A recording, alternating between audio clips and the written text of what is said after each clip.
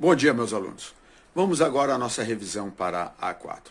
Vamos ver, nessa primeira aula de revisão, os Estados Unidos no século XIX. Tá? Notadamente, aí nós vamos ver a expansão para o oeste e depois a Guerra de Secessão. São dois tópicos importantes para a nossa prova. Ok? Vamos lá, então.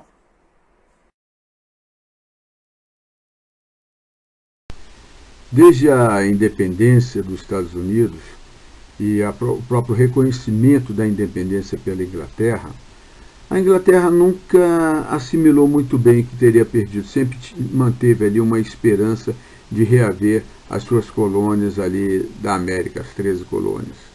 E, de certa forma, isso daí ainda ficou latente, né, e gerando alguns conflitos ali entre os Estados Unidos e a própria Inglaterra. Então, ocorreu então no período de 1812 a 1815 uma guerra anglo-americana, que ficou conhecido como Segunda Guerra de Independência, que praticamente consolidou a independência dos Estados Unidos, né, e ajudou a criar uma identidade nacional. Esse conflito que ocorreu por questões até mesmo econômicas, porque a Inglaterra começou a ver os Estados Unidos como um concorrente em termos de comércio internacional, de mercado, né, e questões de soberania que ela ainda não tinha assimilado totalmente, que teria perdido essas colônias. E isso tudo ocorreu dentro de um contexto das repercussões das guerras napoleônicas que ocorreram ali na Europa, né, que houve ali uma crise grande ali entre o antigo e o novo regime, né? Então as guerras napoleônicas, tudo está dentro desse contexto aí. Havia também um interesse expansionista dos Estados Unidos sobre o Canadá, que era um domínio inglês ainda. Então esse interesse expansionista e mais outras questões econômicas, de soberania, acabou tornando a situação assim quase que insustentável e gerou o conflito aí anglo-americano, no qual os Estados Unidos foram derrotados, mas não houve perdas territoriais. Mas mesmo derrotados, a guerra reavivou o espírito americano, o espírito nacionalista americano. Isso daí toda guerra normalmente ela une o povo na busca de um objetivo comum, que foi o que aconteceu aí, acabou reavivando o espírito americano. Outra grande consequência dessa Segunda Guerra de Independência foi que os grandes lagos, né, que ficam ali entre o Canadá e os Estados Unidos passaram a ser território neutro. Sendo território neutro, passou a ser navegável para comércio ali entre as duas, digamos assim, as duas nações. E também marcou ali o término dos interesses ingleses nos Estados Unidos da América, nas suas antigas colônias. Interesses de retomar as colônias. Passou a ter, como teve durante todo o período, desde a independência, que não cessou, interesse econômico sempre teve, entendeu? Então havia sempre um comércio intenso ali entre os Estados Unidos e a Inglaterra. Mas acabou o interesse em termos de metrópole e colônia, de recolonizar, digamos assim, os Estados Unidos. A primeira expansão para o oeste se deu exatamente com a independência, tá? Com o reconhecimento da independência das antigas 13 colônias pela Inglaterra em 1783, que foi o Tratado de Paris ou o Tratado de Versalhes de 1783, não confunda que tiveram diversos tratados de Versalhes ao longo da história. Esse é o de 1783. Nesse tratado, a Inglaterra reconheceu a independência, tá? E ficou como pertencente às 13 colônias, que agora ficaram independentes. O limite oeste passou a ser o rio Mississippi. Então, todo esse território que vocês estão vendo aí, ó, que vai ali do limite das 13 colônias até o rio Mississippi, ao sul da região dos Grandes Lagos, tá? Todo esse território aí passou a ser um território pertencente às antigas 13 colônias, agora independentes, a Confederação dos Estados Unidos. E também nesse tratado ficou acertado, além dos limites, né, que seria o rio Mississippi, os Grandes Lagos ao norte, rio Mississippi ao oeste, O território da Flórida foi devolvido para a Espanha, que fica aí na porção sul aí das antigas 13 colônias, tá? E o território da Louisiana, que passou para a França. Então houve uma primeira expansão aí, cujo limite natural era o rio Mississippi, tá? E destaco aí também a Lei Noroeste, de 1787, em que foi aprovado por unanimidade no Congresso da Confederação dos Estados Unidos, criando o Território Noroeste, que era o território ali limitado pelos Grandes Lagos ao norte, tá? A leste e ao norte do rio Ohio, e a oeste limitado aí pelo rio Mississippi. É uma porção norte desse território aí que foi reconhecido como sendo das 13 colônias aí, cujo limite era o rio Mississippi. Então essa lei Noroeste foi uma primeira legislação, então, aprovada por unanimidade, como eu disse, reconhecendo aí o primeiro território organizado aí entre os Apalaches e o rio Mississippi, na porção noroeste aí do novo território da Confederação dos Estados Unidos. E a Confederação dos Estados Unidos continuou aumentando seus territórios para o oeste, em direção ao Pacífico. Isso se deu de diversas formas, algumas foram através da compra, outros acordos diplomáticos e até mesmo guerra, como foi o caso com o México.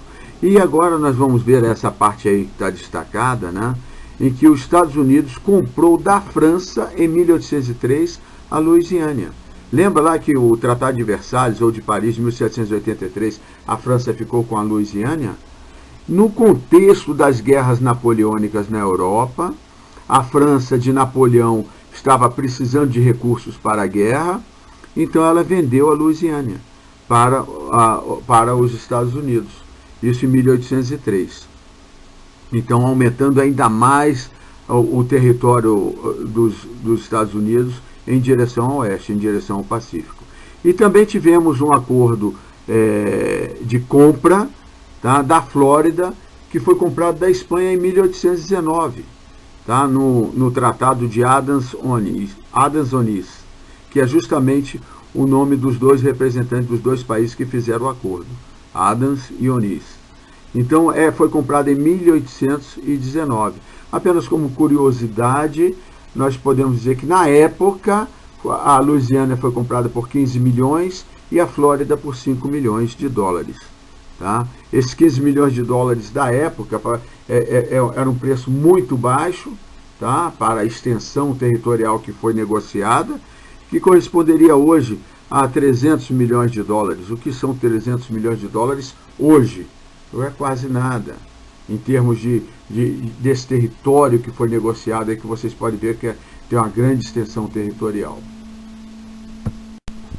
A região do Oregon, que nós vemos aí na porção noroeste deste mapa, que está destacado aí, tá, era uma região que estava ocupada tanto por ingleses quanto por norte-americanos, e havia um atrito, uma disputa por essa região aí.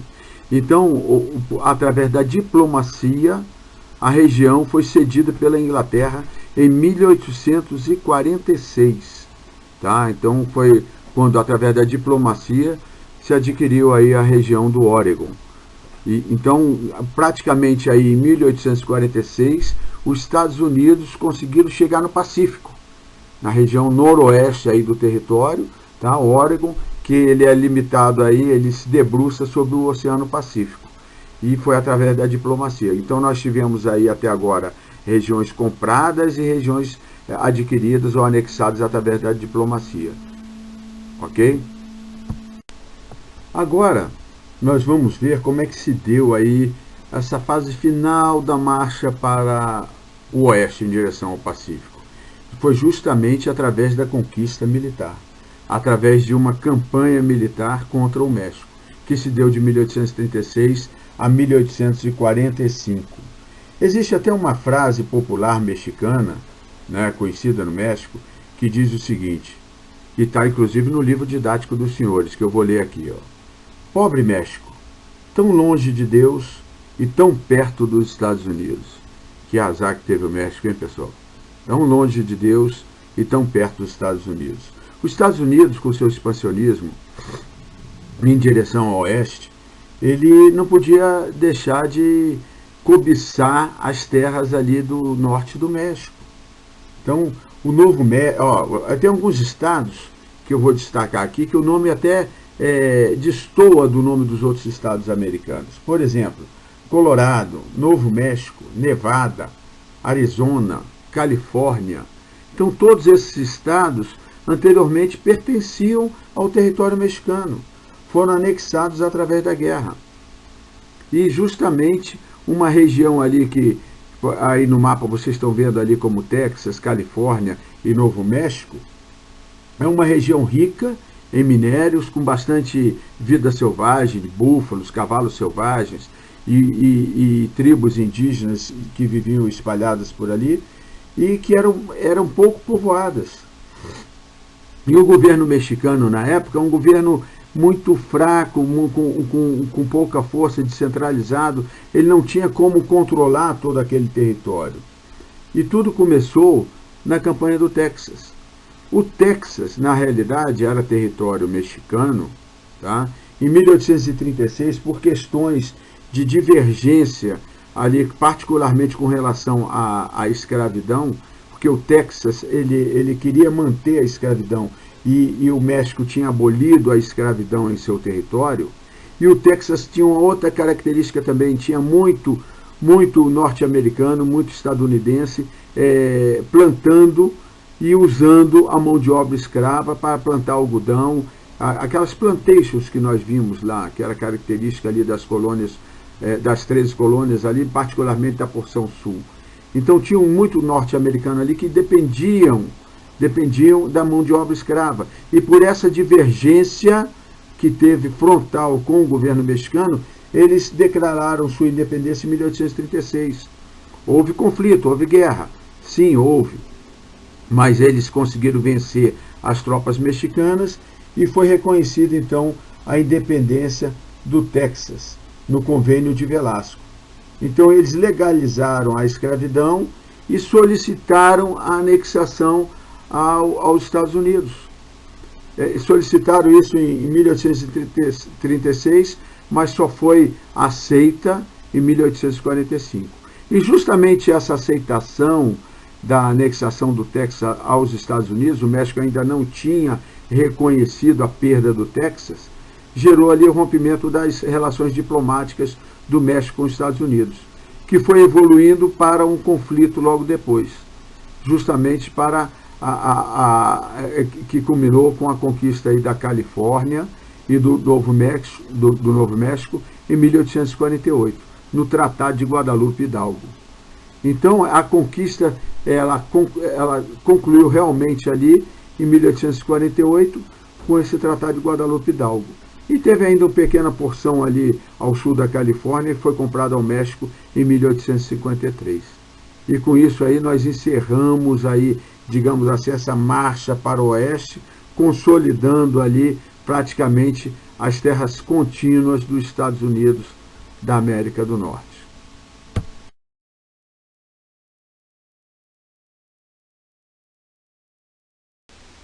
Mas quais foram as justificativas ideológicas e como se deu essa expansão territorial?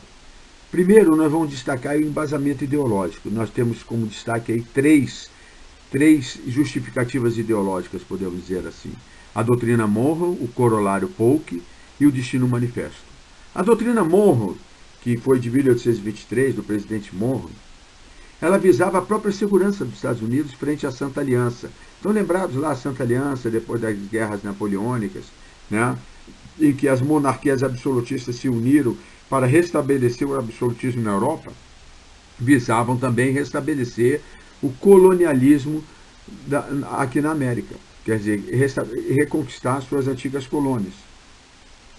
E é claro que os Estados Unidos reagiu contra isso, porque os Estados Unidos tinham interesse expansionista sobre a América, e então o presidente Monroe declarou que a América para os americanos. A América era para os americanos. É claro que era para os americanos do norte, que ele queria reservar o mercado do continente americano para o próprio Estados Unidos.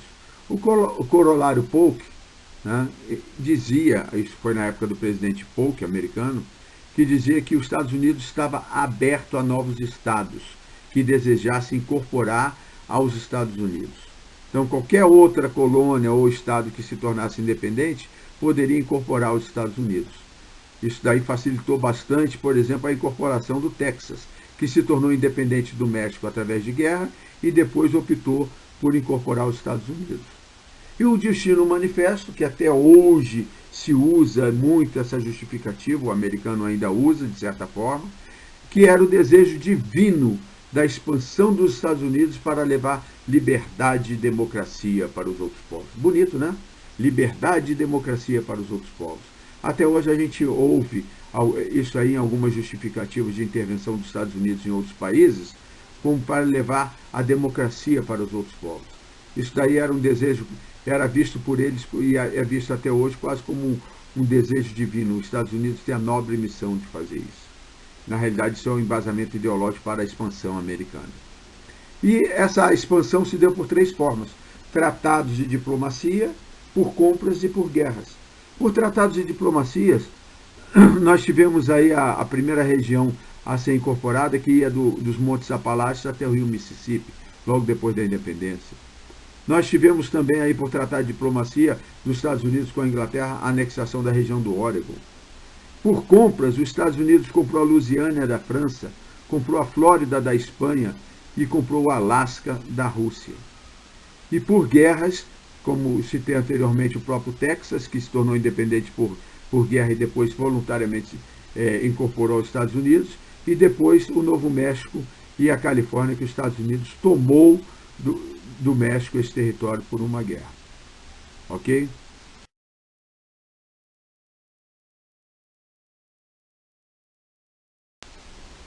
Nós temos que destacar que essa expansão territorial norte-americana foi acompanhada de um aumento populacional. De 3,5 milhões de habitantes em 1776, os Estados Unidos passou para 30 milhões em 1860. 10 vezes mais, praticamente. Multiplicou por 10, praticamente. Isso foi graças a quê? A imigração europeia. Eles ofereciam terras baratas porque eles tinham também muita demanda por mão de obra. E vocês sabem que na Europa, a Europa vivia em conflito no século XIX. Primeiro as guerras napoleônicas, depois as guerras nacionalistas. Tá? Tudo isso gerando conflito, gerando muita fome, muitos problemas sociais. E os Estados Unidos, então, ofereceu a aceitação de imigrantes. Ao mesmo tempo que ele adotava uma postura isolacionista em relação aos problemas europeus, ele oferecia, aceitava imigrantes. E ele oferecia terras, daí o Homestead Act, de 1862, que era a lei de terra dos Estados Unidos. Ele usara o conceito de propriedade de John Locke, oferecia terra para os imigrantes, desde que eles tornassem aquela terra produtiva. Então, quer dizer, se não tornasse produtiva, ele poderia perder essa terra. Então, eles produziam, estimulava a produção. E isso levou ao desenvolvimento econômico que a gente pode destacar aí primeiro. Com a vinda de imigrantes, aumenta o quê? O mercado consumidor interno. Ele atende à demanda de mão de obra. Então, é mão de obra em crescimento. E essa mão de obra que vinha, que recebia a terra, passava a produzir mais. As terras eram ricas, eram boas para a produtividade. Então, os Estados Unidos passou a ter disponibilidade de mais matéria-prima devido a essa mão de obra, esse trabalho, a produtividade da terra. Então, mais matéria-prima, principalmente algodão. E isso permitiu a expansão industrial, a expansão agrícola, a expansão comercial e até mesmo mineradora dos Estados Unidos, levando os Estados Unidos em pouco tempo, no século XIX, quer dizer, de um país que havia se recém tornado independente, a se tornar uma das nações mais ricas do mundo já no final do século XIX e início do século XX. Ok? Agora nós vamos ver a Guerra da Secessão, ou Guerra de Secessão. Então, para poder compreender melhor, nós temos que ver quais eram os antecedentes, como estavam os Estados Unidos pouco antes da guerra. A expansão para o oeste já estava completa. O comércio interno e externo estava favorecido, os Estados Unidos estava crescendo. O mercado interno estava em expansão. as perspectivas econômicas eram promissoras, eles tinham uma grande malha ferroviária, tá? Mão de obra disponível, quer dizer, produzindo bastante matéria-prima, mas havia um tênue equilíbrio entre os estados escravistas e abolicionistas, entre os estados escravistas do sul e os abolicionistas do norte. Os abolicionistas do norte é justamente os estados mais industrializados, mais desenvolvidos. Os estados escravistas do sul eram os estados que dependiam da mão de obra escrava e dependiam da monocultura, dos plantations, tá? Voltados para o mercado externo. Então, essa falta de sintonia econômica e falta de sintonia de projetos políticos e sociais entre as duas regiões do país foram se agravando, o que levou, foi uma das principais aí causas da Guerra da Secessão. Agora eu convido vocês a analisarem comigo, tá, esse quadro resumo. Esse quadro resumo dos principais pontos de discórdia, como está aí logo acima aí da tabela, né? Nós temos aí o que eu chamei de campos do poder, que é as áreas do campo político, o campo econômico e o campo social na coluna da esquerda. E as duas colunas aí, cada uma com a sua bandeira. A da esquerda aí nós temos os estados sulistas, né, os confederados, e a União com a bandeira mais parecida com a atual bandeira dos Estados Unidos na coluna da direita. Então vamos ver cada linha dessa daí. Dentro do campo de poder político, tá?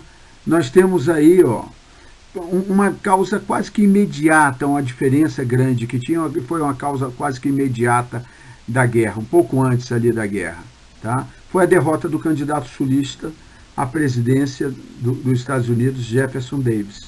Foi eleito o candidato nortista abolicionista Abraham Lincoln.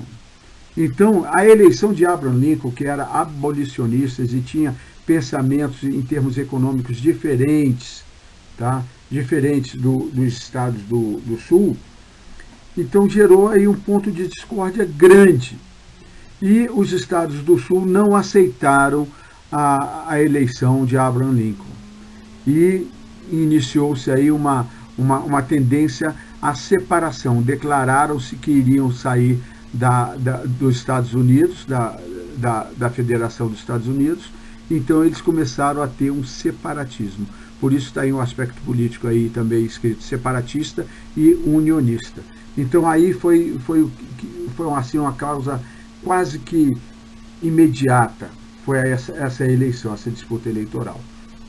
E como causa econômica, digamos assim, ou principais discórdias econômicas, nós temos aí que os estados do sul, eles tinham uma economia agrícola baseada nas grandes propriedades monocultoras, com mão de obra escrava, voltada para a exportação de matéria-prima, particularmente o algodão, que era conhecido como plantation, tá? É grande propriedade monocultora, com mão de obra escrava voltada para a exportação, definição de plantation nos Estados Unidos. Enquanto que nos estados do norte a economia era baseada na produção manufatureira e industrial. E na parte agrícola era com base na produção de pequenas propriedades. É o pequeno produtor, digamos assim. Tá? Pequenas propriedades agrícolas. Então já tinha aí uma diferença em aspectos econômicos muito acentuada também. Os trabalhadores do sul eram mão de obra escrava. Tinham, claro, alguns profissionais liberais, mas eram muito poucos, eram uma minoria. Mas a grande força de trabalho escravo, trabalhadores escravos negros africanos. E a mão de obra no norte era mão de obra assalariada, era pago, era o trabalhador, era o proletariado. Então, essas diferenças econômicas foram bem acentuadas e foram se agravando e cada vez mais radicalizando, separando o sul do norte. Dentro do campo social, nós temos aí, o sul tinha uma menor população, que era estritamente rural, grandes propriedades, tá, com a mão de obra escrava, que não eram cidadãos livres, então tinham menor população. Enquanto que no norte, até mesmo devido à imigração, maior oferta de de trabalho, inclusive, eles tinham uma maior população. Então, maior população no norte. No sul, o aspecto social, eles eram escravistas, tá? Porque eles dependiam da mão de obra escrava. E já no norte, eles eram abolicionistas. Até mesmo porque não fazia muito sentido eles produzirem e não ter quem comprar. Imagina, um escravo compra alguma coisa? Não compra. Então, para o mercado interno ser ampliado, eles tinham que libertar os escravos para que eles passassem a consumir o que era produzido no norte, nas indústrias, nas manufaturas do norte. E outro aspecto importante também, em termos de sociedade, é que no sul era uma aristocracia rural escravista. Eram ricos e dependiam da mão de obra escrava. Enquanto que no norte era uma burguesia industrial capitalista, progressista, queria progredir, queria buscar o progresso. Queriam ampliar o mercado consumidor interno e queriam exportar também, competir até mesmo com a Inglaterra, que era a grande potência da época. Então eles queriam expandir seus negócios. Enquanto que no sul eles eram a favor do livre-cambismo, quer dizer, poder negociar sem muita interferência, sem tarifas protecionistas, no norte eles queriam criar tarifas protecionistas, tá? Tarifas alfandegárias protecionistas para proteger a produção industrial e manufatureira do norte. Então esses aspectos foram cada vez mais se acirrando e se refletiam também na política, no Congresso americano, nas disputas para a presidência. Então tudo isso aí foi acentuando o problema entre o norte e o sul e foram cada vez mais se radicalizando e que levou ao conflito. Encerrando então a nossa aula, vamos tratar das consequências da Guerra da Secessão. As consequências nós podemos aí destacar as seguintes, as principais. A abolição da escravidão, que viria a ser a 13ª emenda, que na realidade a determinação da abolição da escravidão nos estados do sul ocorreu até durante a guerra, em 1863, determinado por Abraham Lincoln, e que depois viria a ser a 13ª emenda após a Guerra de Secessão. O próprio assassinato de Abraham Lincoln, em 1865, foi uma consequência da guerra. Ele foi assassinado por um sulista, justamente por causa da liderança dele na guerra e até mesmo pela postura abolicionista dele. A quantidade de mortos, que foi um absurdo para a época, 600 mil mortos, né, o que corresponderia hoje em dia, em termos proporcionais, a 6 milhões de habitantes nos Estados Unidos. A própria supremacia política do modelo do norte, que passou a vigorar em todos os Estados Unidos. Os Estados Unidos se transformou em uma das maiores potências europeias da época, em pouco tempo depois da Guerra da Secessão. Porque ele atingiu um nível de progresso e de desenvolvimento muito grande com as mudanças que vieram em consequência da Guerra de Secessão. A abolição dos escravos sem direitos também foi uma consequência da guerra, porque foi uma abolição dos escravos de uma maneira rápida e sem direitos políticos, sem direitos quase que nenhum. Então, embora na legislação, na Constituição americana previsse isso, os estados tinham uma certa autonomia. E com isso foram surgindo também grupos racistas, particularmente nos estados sulistas. E alguns também até acima nos estados mais novos, lá no centro-oeste, também apareceram alguns grupos supremacistas e grupos racistas, como a Ku Klux Klan. Então essas foram as principais consequências da Guerra de Secessão. E com isso a gente encerra esse assunto e vamos para a próxima unidade didática na próxima aula. Ok?